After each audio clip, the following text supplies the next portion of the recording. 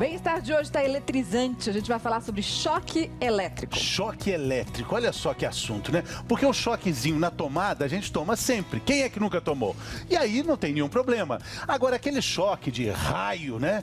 É um choque que mata. Mas o que a gente vai descobrir hoje é que entre um choque que não tem problema e o outro que tem muito problema, existem vários outros tipos de choque que têm sim outros vários problemas. E olha só, o número de internações por choque elétrico está aumentando e o número de mortes também cresceu bastante.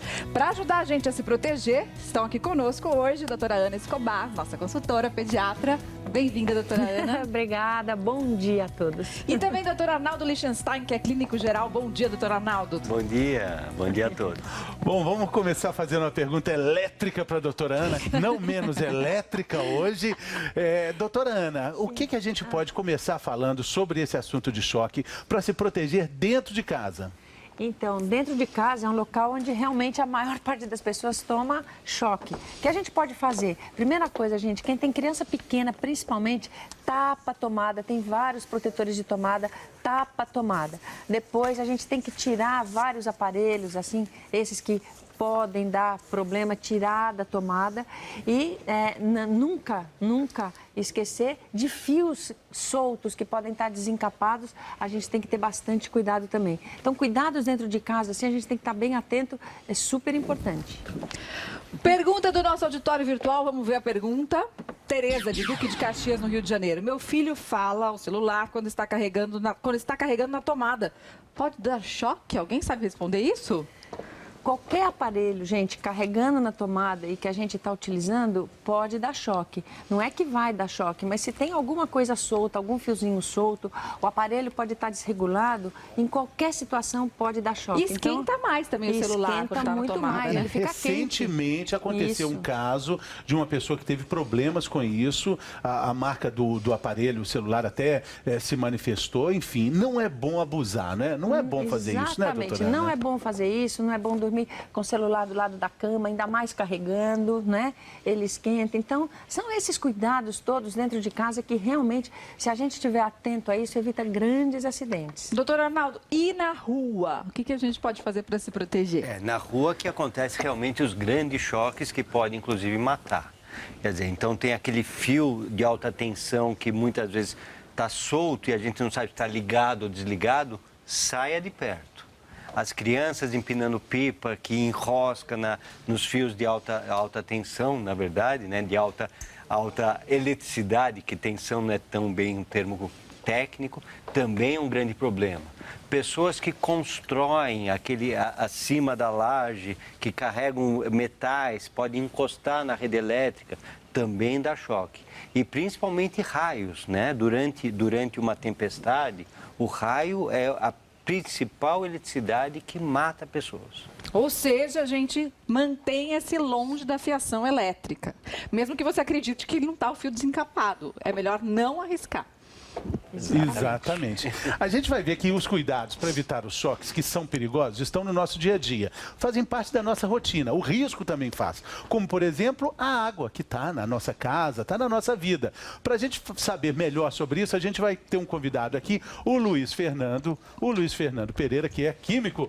E aí, Luiz Fernando, professor, gente fina, um químico muito legal. Pois é. Por favor, Luiz Fernando, seja bem-vindo ao Bem-Estar. Vamos ver o seguinte, a gente usa água todo dia para tomar banho. A água, a gente costuma entender nas aulas de química, não é um ótimo condutor de... Isso, é por aí. Mas com alguns componentes ela se potencializa. Porque quando a gente fala que a água não conduz, não é bem assim, né? A água destilada, aquela água pura mesmo, que normalmente a gente usa em laboratório, essa sim, ela tem baixa possibilidade de condução de corrente elétrica.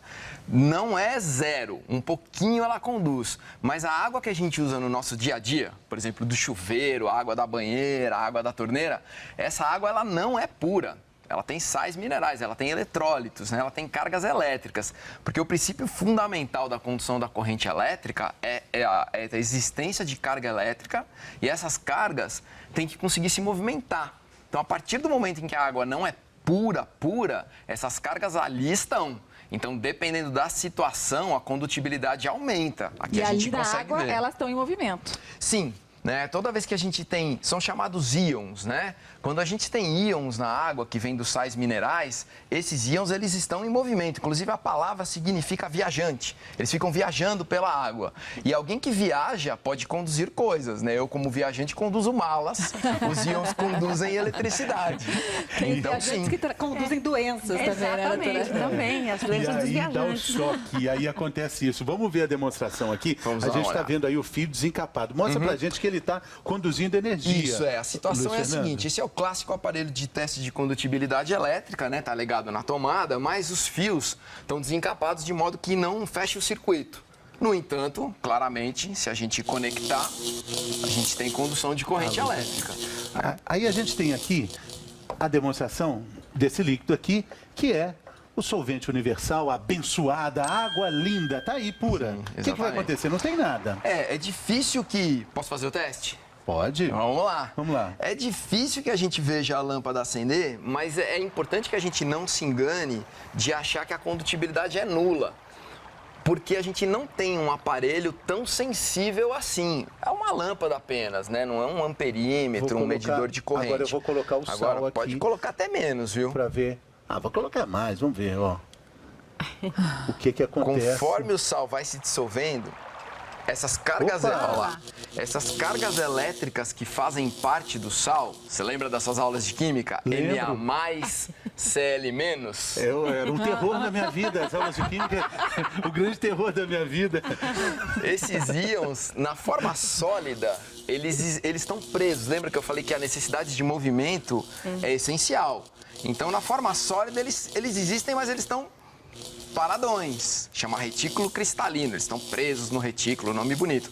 A água quebra esse retículo. A água fala... Viagem à vontade. Na hora que eles viajam, que eles têm essa possibilidade de movimento, a corrente elétrica, então a gente fecha o circuito, né, e permite a condução da corrente. É uma corrente, a gente chama de corrente iônica. Quer uma dizer- corrente que fecha o circuito. Quer dizer, então, que aquele aviso que a mãe dá, sai do mar quando começa a chover, quando começa a tempestade de raios, a gente tem que levar a sério. Tem que levar a sério, gente, porque se cai uma carga elétrica, vocês podem imaginar o que acontece. Essa carga elétrica vai se conduzir. Olha, a água com sal é um excelente condutor. Está tudo viajando, como o Luiz disse. Então, a gente pode levar um choque grave. Quantos metros a gente tem que estar à distância do raio? A gente nunca vai saber onde o raio vai cair, mas quanto que ele pode chegar até a gente? Então, Mariana, depende. Tem muitos fatores, né? A gente tem o fator que é o material que está entre a pessoa e o raio em si, né? A descarga elétrica. Então, pensando na água do mar e pensando, a gente tem que pensar assim numa descarga média, porque é claro que existem vários tipos, né, de descarga, várias intensidades de descarga. Em média, a partir de 100 metros, você já está em razoável segurança. 100 metros. Então, o nadador tá lá, É um quarteirão, 30 a distância de um metros. quarteirão, pra gente ter uma ideia. É, o cara tá a 30 metros ali, ele tá correndo sério risco, sim. Até porque, muitas vezes, né, o raio, ele procura o ponto mais alto. Se você tá sozinho no mar, tá para fora, a tendência do raio é vir para você mesmo. E aí você então, funciona como um para-raio no mar. a mãe, quando fala, sai, filho, é que- verdade. Mãe tem sempre razão, né, Sempre doutora? razão. Tem que Sempre sair, razão. gente. Sempre Tá razão. Pode ser- chovendo com raio, saia. Agora, Saia do mar. Vamos ver como é que essa situação acontece na piscina. A gente tem aqui a demonstração da água, de novo, água linda, água boa, solvente universal, mas água com cloro, Luiz. Aí começou a chover, a mãe também fala, menino, sai da água da piscina, que isso é perigoso. Por quê? A gente vai ver agora. Então, a situação é muito parecida, mas vamos dar uma olhada, né? O cloro. Então, aqui é que é interessante, né? Químico não fala cloro na piscina, porque a substância cloro é um gás esverdeado que a gente não vê aqui, e extremamente letal. O hipoclorito de sódio... Mas normalmente a gente fala cloro, que acha a que gente estraga o fala cabelo. cloro. Sim. O biquíni fica todo assim, Resseca a pele. Dói o a pele olho. fica ruim, dói o olho. É isso aí que faz também com que a condução da eletricidade aconteça. Lembra que eu comentei que aqui a gente tem Na+, Na Cl-, não é muito diferente não. Aqui é Na+Cl-O-. As cargas estão lá, o que interessa é a existência de cargas elétricas móveis. Na piscina, a gente também tem esses sais. Vamos ver se acende a gente mesmo. tem, acende. Acende, que beleza. Existem fungicidas também, né? Que esse aqui é colocado na piscina, que são azulados até, como o sulfato de cobre, que também é feito de íons. E esses íons são as cargas elétricas que permitem a passagem da corrente. O fenômeno é muito semelhante. Então também tem que sair da piscina. Também tem que sair da piscina. E, de novo, atrai o raio para você. Quer dizer, se a piscina está longe da casa e a casa não tem para-raio, o raio vai atrás de você. E quando você leva um choque de raio, o que existe é paralisia de músculo também. Então, não só do coração. E quando paralisa o músculo, você pode morrer afogado. É uma consequência indireta do raio. Do raio. Perigosíssimo. A gente vai conhecer agora um menino chamado Santiago, que mora lá em Fortaleza, que quase morreu por causa de um choque elétrico. E quem vai contar essa história pra gente é a Aline Oliveira. Fevereiro de 2013, uma data que vai ficar marcada para sempre na vida do Santiago, de 11 anos. Ele caminhava assim, perto de onde mora, quando tocou num fio de eletricidade que tinha se soltado do poste. Ele passou, aí puxou. Segundo a família, no momento de desespero, o pai tentou com as próprias mãos separar Santiago do fio de eletricidade. E ele também foi atingido 2 vezes pela descarga elétrica. Ele foi pegar e a bicho puxou ele, jogou ele lá longe. Jamais uma pessoa, quando está sofrendo um choque elétrico, a outra pessoa, a segunda pessoa, não pode pegar no corpo dela, porque aquele corpo, naquele momento, está energizado. Ele faz uma simulação para mostrar o que se deve fazer para afastar a pessoa do fio condutor de energia. Então você pega aqui o cabo de vassoura, a madeira seca, que não é condutora, e você cuidadosamente afasta o cabo da pessoa que está tomando choque. Você pode usar também, além do cabo de vassoura, que é comumente encontrado nas casas, uma sandália de borracha, né, emborrachada. E foi justamente o chinelo de borracha que ajudou a salvar a vida do menino. O pai do Santiago usou o calçado ao tentar soltar o filho do fio elétrico pela segunda vez. Batendo. Para soltar da mão dele. Henrique trabalha como segurança particular próximo ao local onde aconteceu o acidente. Na hora que ouviu o apelo do pai de Santiago, usou o que aprendeu num curso de primeiros socorros que fez. Quando você faz uma coisa que você viu, que você aprendeu, põe em prática e sabe que dá certo, que você vê o resultado, não tem nada que pague. Depois de ser atendido no hospital, Santiago voltou para casa sem nenhuma sequela. Casos como o de Santiago não são comuns. Segundo o engenheiro, a maioria dos choques acontece mesmo em casa. As causas mais comuns são choques envolvendo crianças com eletrodomésticos e tomadas. No caso de acidentes domésticos, outra dica fundamental é desligar a chave geral de energia antes de tentar encontrar um pedaço de madeira ou borracha para afastar a vítima de fios ou tomadas. Então tá aí a dica, nunca coloque a mão na pessoa que está tomando um choque, tente isolar ela da fonte que está transmitindo essa corrente elétrica com algum elemento isolante, que você viu aí, cabo de madeira ou até alguma coisa de borracha, no caso foi usado o chinelo. Se você quiser saber como faz a massagem cardíaca direitinho, você pode ir lá no nosso site, g1.com.br/bem-estar. Doutor Arnaldo, o nosso corpo também tem corrente elétrica, né? Circuitos elétricos. Lógico. Vamos ver aqui como é que funciona tudo isso? Só para a gente entender um pouquinho melhor. Olha lá, vamos começar então com um circuito elétrico super importante no nosso corpo. Isso, esse daqui é o neurônio, é a célula nervosa. Então, a mensagem que uma célula manda para outra, mensageiro de novo dos íons, é elétrico. Quer dizer, a descarga elétrica minúscula é que conduz uma mensagem de uma célula para outra. Do nervo do cérebro e dos nervos periféricos. Quer dizer, todo o nosso mecanismo de funcionamento de nervos é via elétrico.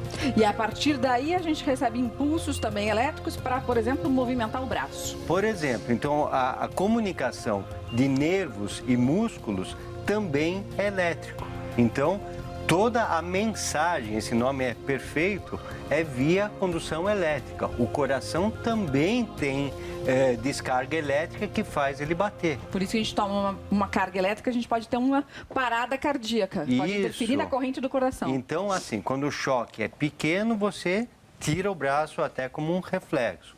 Quando o choque, a descarga é grande, existe uma contratura muito intensa do músculo, ao contrário.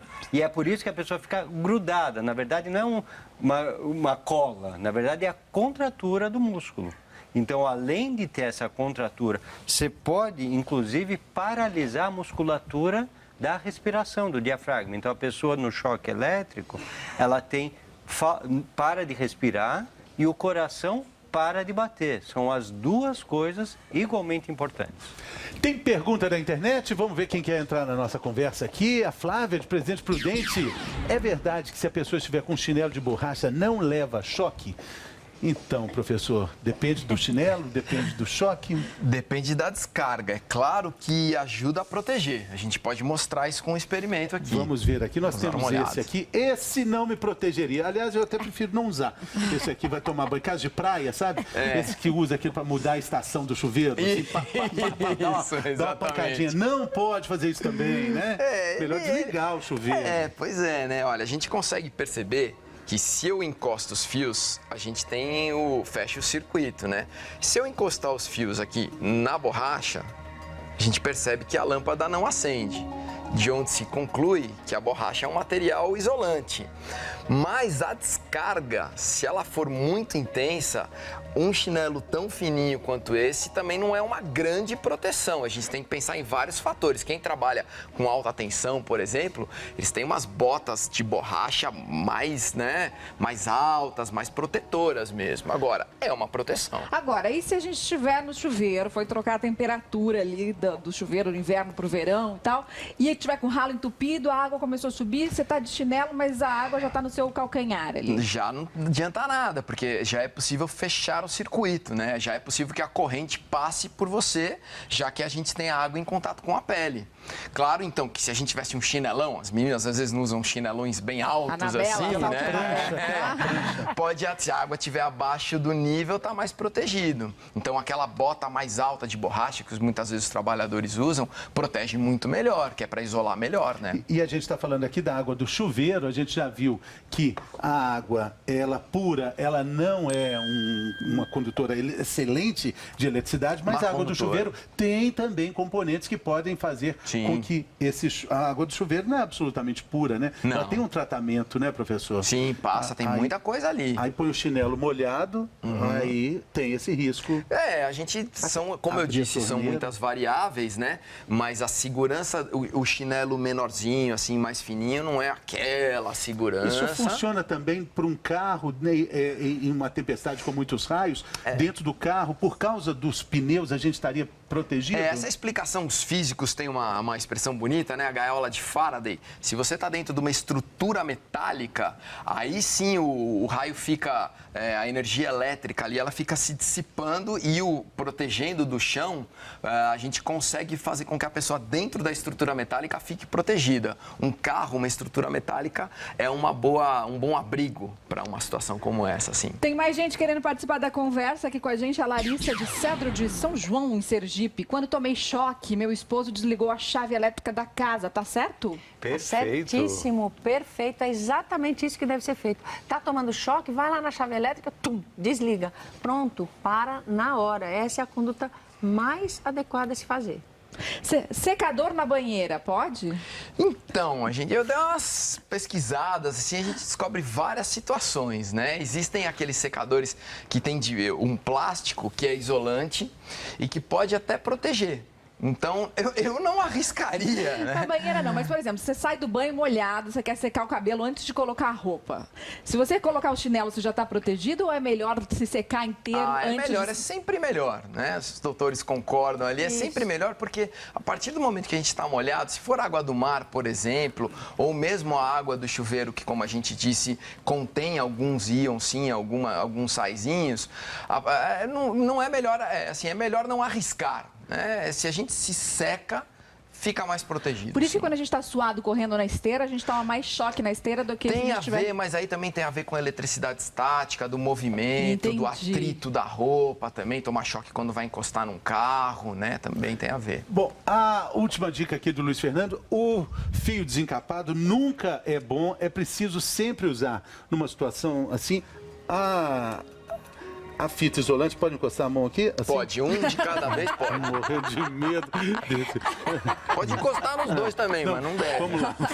Enquanto vocês encapam o fio, Luiz Aí, ó, Fernando... olha só, não acontece nada, Não tá aconteceu vendo? nada. Fio desencapado não é bom, não é bom. Fio desencapado, não é esquece. Obrigada, saber. viu, Luiz Fernando, pela sua participação Imagina, aqui obrigado com a a gente vocês. do Bem Muito Sabe. obrigado. Obrigadão. Eu já Obrigado a sabia que vocês. você é um químico legal e eu vi agora pessoalmente que é muito bacana. Muito obrigado pela Obrigado a explicação. vocês. Agora chegou a hora da gente ver o resultado dos exames da Manu. A gente viu que ela estava fazendo exames no começo da semana, vai ver o resultado agora e vai saber também um monte de dicas que servem para as pessoas que não comem, a Manu e o João, e também servem para todas as crianças que estão em casa e têm problema de alimentação, porque... Meu filho não come.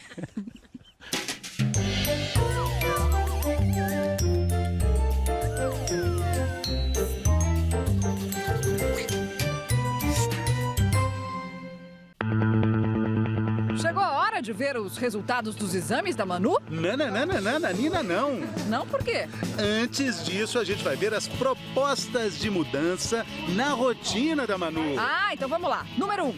A gente acha que seria bem interessante você experimentar dar o almoço para ela às 11 da manhã. E ela não comeria nada antes do almoço, que tira o apetite dela. Número 2. Pro horário do almoço dela, a gente tem um presentinho que é um timer de cozinha, que a gente conseguisse combinar com ela, que ela ficaria na mesa por 10 minutos. Esse é o nosso objetivo. O que você acha, Augusto? Como a gente está no dia a dia, a gente não percebe. E agora, especialistas acompanharam, né, puderam observar essa visão de fora, visão de fora de especialistas, não de curiosos, não de palpiteiros, viu, mãe? Isso aí, Augusto. Qualquer mudança na alimentação das crianças precisa ter o acompanhamento de um especialista. Priscila, qual a próxima proposta? Uma coisa que a gente observa é essa questão da mesa também. Como ela sentar à mesa para ela ficar mais confortável. Isso daqui a pouco a gente vai revelar. Vocês sabem mais que ela senta de uma forma bem interessante, que é a posição perfeita para sair correndo. E ela sai correndo mesmo. E a gente já viu várias vezes. Manu, agora chega. Nós temos a solução para parar você, Manu. Com essa cadeirinha, a gente acha que a Manu vai ficar mais confortável e vai se alimentar melhor. Muito legal. Legal. Bom, agora a Manu já tem um timer. É uma cadeirinha. E vai comer mais cedo para ter mais fome. Será que ela vai ficar sentadinha, quietinha? Nossa, será? Enquanto os pais da Manu conversam, ela aproveita as férias, gente. Brincando no shopping. E na reunião dos pais com os especialistas... É hora de dar os resultados dos exames. Agora sim. Vai, doutor. Marcela. É bom abrir o olho e também... Ela tem uma ferritina dentro dos limites mais baixos da normalidade. Melhorar os alimentos ricos em ferro, principalmente as carnes, o feijão ou os grãos misturados com vitamina C. E se a Manu comer esses alimentos... Não vai precisar de nenhum remédio. Olha que bom. Ufa! Tudo certo, então? Não, nada disso. Ai, mas de novo? Exagerar na forçada, exagerar na insistência e determinar pressão muito forte em relação a isso faz com que no futuro ela associe que ela precisa comer mais do que o necessário e ela acaba ganhando peso. Ninguém quer que a Manu fique gordinha, não, gente. Então, nada de insistir. Mas o pior ainda está por vir. Quer saber quanto de açúcar a Manu come? Dá pra ter uma ideia só de ver como ela enche os cupcakes. Com balinhas e chocolate. Pronto! Agora, a quantidade de açúcar que a Manu consome por dia e por mês, você vai ver no próximo capítulo. Ainda falando desse capítulo, doutora Ana, o que significa ferritina baixa? Isso, olha, a ferritina, gente, é o estoque de ferro que a gente tem dentro do organismo. É a nossa dispensa de ferro. Então, ferritina baixa significa o ferro da Manu tá baixinho, a dispensa tá zerada, não tem nada. Isso é importante porque, claro, o ferro é fundamental para produzir o glóbulo vermelho. E o glóbulo vermelho, falta de glóbulo vermelho é que dá anemia. Então, com a ferritina baixa, a Manu tá sujeita a ter uma anemia por deficiência de ferro. E isso é importante, porque daí começa a dar cansaço, né, falta de atenção, não aprende direito na escola. Então, a alimentação é fundamental mesmo, com ferro, né, para a gente manter os estoques altos. E o jeito que ela senta na cadeira é tipo saída pela... Igual o Leão da Montanha, né? Saída pela direita, cadê Manu? Sumiu, já foi, não tá mais. Não tá mais comigo.